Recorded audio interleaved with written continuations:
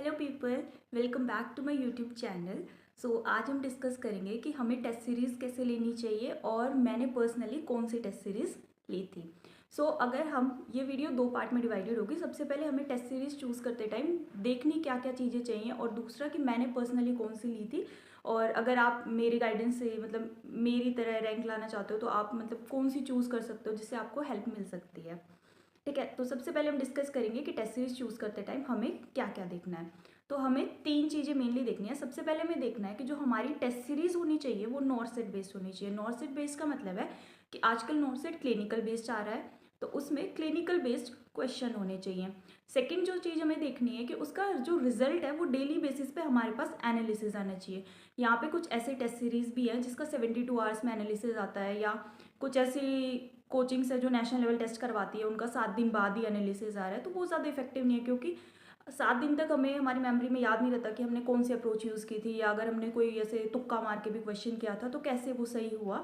तो उनका रिजल्ट हमें डेली बेसिस पे मिलना चाहिए। थर्ड जो हमें चीज़ देखनी है वो टेस्ट सीरीज हमें एक रैंक प्रोवाइड करनी चाहिए। रैंक से मेरा मतलब है ताकि हमें पता चले कि भाई 2000 बच्चों में या 5000 बच्चों में अपन स्टैंड भी कहाँ पे कर रहे हैं, ताकि उससे हमारा एक इम्प्रूवमेंट हो सके। ठीक है, उसके बाद हम इस वीडियो को काफ़ी शॉर्ट रखेंगे ताकि फालतू का टाइम वेस्ट नहीं हो।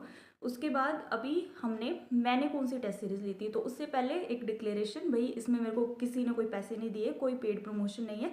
इसमें मैं ऑनेस्टली बता रही हूँ कि मैंने कौन कौन सी टेस्ट सीरीज ली थी। अभी हम वीडियो के सेकंड पार्ट पे चलेंगे कि मैंने पर्सनली कौन सी टेस्ट सीरीज ली थी। तो मैंने दो टेस्ट सीरीज ली थी।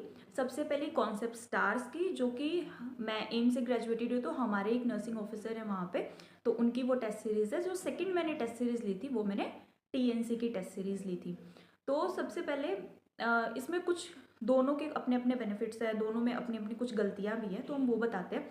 सबसे पहले जो कॉन्सेप्ट स्टार की टेस्ट सीरीज है उसमें स्टार्टिंग में जो प्री ओरिएंटेड टेस्ट आते हैं, मतलब जो 1.5 घंटे वाले टेस्ट आते हैं, वो 90 मिनट्स वाले, और लास्ट में उसमें मेंस वाले टेस्ट आते हैं। तो उसमें मेरे को क्या लगा कि उसके रेशनल बहुत ज़्यादा अच्छे हैं।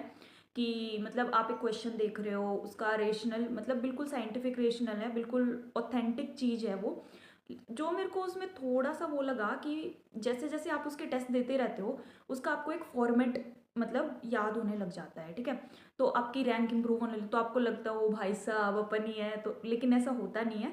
तो कुछ अपनी नॉलेज भी बढ़ती है, ऐसा नहीं है नॉलेज नहीं बढ़ती है, लेकिन उसका एक फॉर्मेट आपको दिमाग में सेट होने लग जाता है, तो आपके क्वेश्चंस बहुत ज़्यादा करेक्ट होने लग जाते हैं। सेकंड चीज़ मेरे को जो उसमें लगा कि भाई वो स्टार्टिंग में क्या सिर्फ प्री के टेस्ट देते हैं, मेंस वाले बहुत कम देते हैं।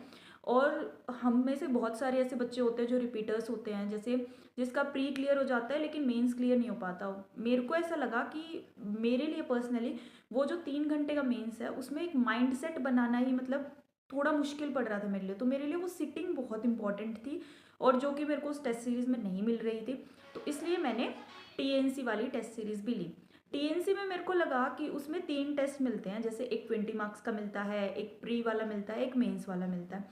तो 3 तो मैं नहीं देती थी मेनली, उसमें से मैं मेंस वाले टेस्ट देती थी जो कि 3 घंटे वाले टेस्ट होते थे, ताकि एटलीस्ट मेरा एक माइंडसेट तो बने कि भाई 3 घंटे में मेरे को कैसे टाइम मैनेज करना है, कैसे क्वेश्चन सॉल्व करने हैं, या जो 40 क्वेश्चन का सेट आता है उसमें से नंबर ऑफ क्वेश्चन अटैम्प्ट कैसे करने हैं, तो उससे मेरे को बहुत बेनिफिट मिला। सेकेंड चीज़ जो मेजरली मैंने बाकी सीनियर्स की वीडियोज़ वगैरह देखी थी, उसमें वो बोलते थे कि टीएनसी में रिपीटिशंस होते हैं क्वेश्चन के। तो मेरे को ऐसा नहीं लगा, मेरे को ऐसा लगा कि रिपीटिशंस हर टेस्ट सीरीज में होते हैं। और दूसरी चीज़, मैंने कॉन्सेप्ट स्टार भी ली है, मैंने टीएनसी भी ली है, तो दोनों में मैक्सिमम क्वेश्चंस सेम ही होते हैं। आज वो कुछ पूछ रहा है तो कल आपको या परसों आपको सेम क्वेश्चन ही मिलेगा, तो ऐसा नहीं है। तो सिर्फ माइंडसेट वाली चीज़ें हैं, बाकी सेम ही है।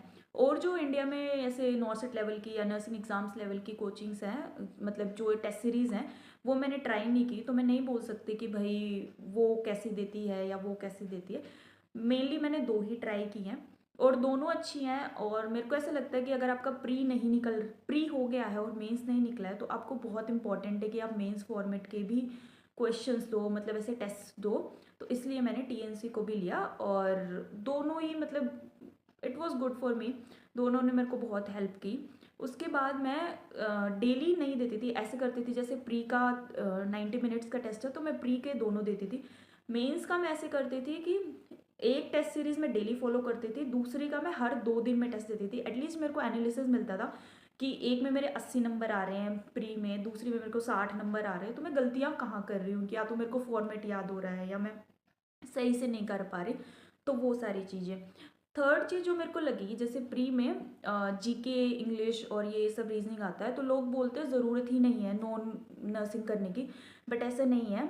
20 क्वेश्चन जो इंपॉर्टेंट होते हैं वो एटलीस्ट जो अनरिजर्व्ड कैटेगरी है उसके लिए बहुत ज़्यादा इंपॉर्टेंट हो जाते हैं वो क्वेश्चंस, जो कि 20 क्वेश्चन आते हैं। तो टीएनसी में हमें क्या मिलता है, डेली बेसिस पे वो क्वेश्चंस मिलते हैं जो नॉन नर्सिंग पार्ट है। कॉन्सेप्ट स्टार में वो नॉन नर्सिंग पार्ट किसी किसी टेस्ट में मिलता है, बाकी वो नर्सिंग पार्ट ही मिलता है, तो वो मेरे को थोड़ा सा लगा। तो इसलिए बाकी दोनों टेस्ट सीरीज़ अच्छी हैं और मैंने दोनों टेस्ट सीरीज़ ली हैं।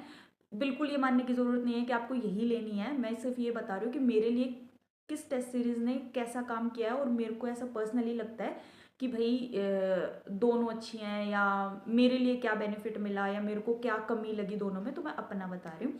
उसके बाद नेक्स्ट वीडियो में हम ये डिस्कस करेंगे कि भाई जो हम टेस्ट दे रहे हैं वो तो 5,000 बच्चे दे रहे हैं, लेकिन हमें उसमें से मैक्सिमम बेनिफिट कैसे मिले, या हमारी रैंक कैसे इम्प्रूव हो, हमारे मार्क्स कैसे इम्प्रूव हो, या हमारी परसेंटाइल कैसे इम्प्रूव हो, तो वो हमें एनालिसिस करके, या उसमें से जैसे हम 160 क्वेश्चन दे रहे हैं तो एटलीस्ट 100 तो हमें याद हो रहे हैं, फिट हो रहे हैं मेमोरी में, तो हमें एनालिसिस कैसे करना है तो वो हम डिस्कस करेंगे।